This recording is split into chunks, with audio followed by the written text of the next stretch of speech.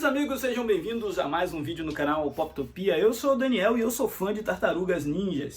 Sou porque quando as Tartarugas Ninjas explodiram nos anos 90, principalmente os desenhos animados, eu tava ali com meus 12, 13 anos e adorava ver as aventuras animadas desses personagens. Para mim, quando o último Ronin chegou, foi um baque ver uma versão mais sombria, uma versão mais perturbadora, uma versão pouco otimista desse universo das Tartarugas Ninjas. Gosto muito desse quadrinho, foi uma leitura que se destacou, se não me engano, em 2022, e eu fiquei me perguntando sobre várias coisas, né, que tinham ficado em aberto durante a leitura desta minissérie. Acontece que havia um plano, e o plano era lançar a continuação, né, o último Ronin, Anos Perdidos.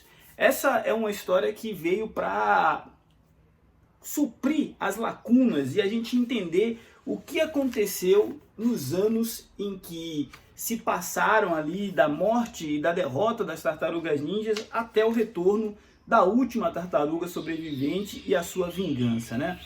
Paralelo a isso, o último Ronin, Anos Perdidos, vai nos presentear com um frescor da esperança. Que frescor de esperança é esse, Daniel? Bom, enquanto a gente acompanha, por um lado, a jornada da última Tartaruga Ninja se preparando para sua vingança, que acontece aqui, ou seja, esse quadrinho funciona como um prequel deste quadrinho, a gente também vai acompanhar o treinamento, o desenvolvimento dessas novas tartaruguinhas que a gente vê lá no final da minissérie original. Então é um quadrinho, uma história contada em dois atos ou em duas linhas temporais distintas? Sim. Por um lado, a gente acompanha o último Ronin, eu não vou entregar o nome aqui, porque pode ser que alguém esteja vendo este vídeo sem ter lido o anterior ainda. A gente acompanha o último Ronin da sua derrota até o momento que ele resolve retornar a Nova York e vingar a sua família, né? Essa é uma jornada dolorida para esse personagem, uma jornada que vai colocá-lo de frente com algumas coisas bastante perturbadoras, com algumas coisas inquietantes. A tartaruga sobrevivente vai precisar lidar com os fantasmas dos seus irmãos perdidos e do seu pai, o Mestre Splinter. Vai precisar redescobrir a sua capacidade como ninja, vai precisar entender a sua disciplina. E nesse caminho ele vai conhecendo diversos personagens, porque esse é um quadrinho de viagem, né, que vai passando por diversos territórios. Não se apegue a esses personagens. Aqui a gente vai ver uma história de uma tartaruga ninja solitária, deprimida, amargurada, mas que vai seguindo adiante, que vai buscando um propósito para seguir adiante. São essas etapas do processo de formação, de transformação dessa tartaruga sobrevivente no último Ronin, que faltava para a experiência deste primeiro volume ser um pouco mais completa. Confesso que nas duas primeiras edições dessa minissérie eu achei alguns pontos meio redundantes, né? O roteiro do Kevin Eastman demora a entregar as pistas que nós estávamos buscando, pelo menos que eu estava buscando como roteirista. Chega a um ponto que eu disse até, poxa, acho que a coisa está dando voltas em torno de um mesmo ponto, que é o quão esse personagem está amargurado, quanto esse personagem está sofrendo, quanto que o luto está fazendo mal para ele, até chegar no ponto da virada, né?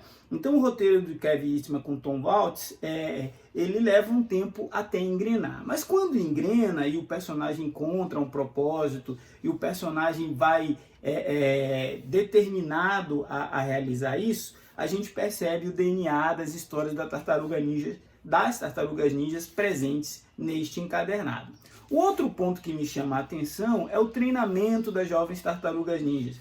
Esse é um ponto que chega a ser divertido, até certo ponto é nostálgico você ver e tentar comparar qual tartaruga está sendo ali o eco da personalidade das tartarugas originais.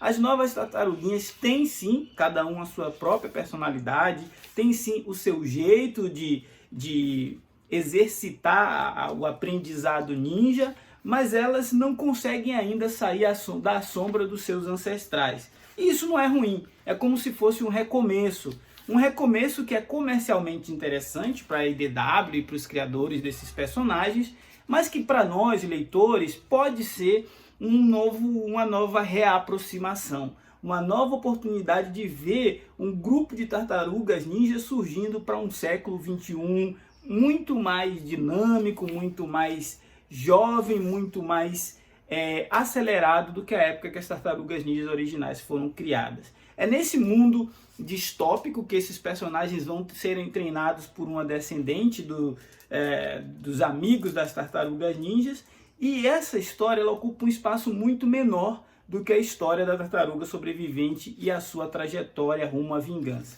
Então, alinhe suas expectativas, prepare-se para uma aventura dramática em certos pontos, divertida em outros momentos, mas com certeza, se você é fã de um bom quadrinho que quer te entreter e tem uma história de super-herói com aquela jornada do herói mais clássica impossível, esse quadrinho é para você. Se você também ficou com algumas perguntas a partir da leitura do último Ronin original, talvez essas perguntas sejam respondidas aqui, ou talvez novas perguntas surjam para histórias que possam ser contadas num futuro já não tão distante.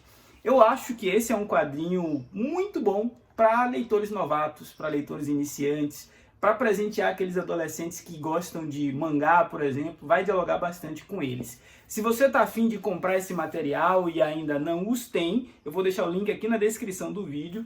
Neste momento, o último Ronin e o último Ronin Anos Perdidos é vendido pela Amazon, e aí você pode comprar sem pagar nada mais por isso e ajudar aqui o canal Poptopia. Esse foi o Poptopia de agora. Se não for inscrito, se inscreva. Afinal, falar de gibi é sempre muito bom. Falar de Tartaruga Ninja é melhor ainda. Forte abraço. Até a próxima.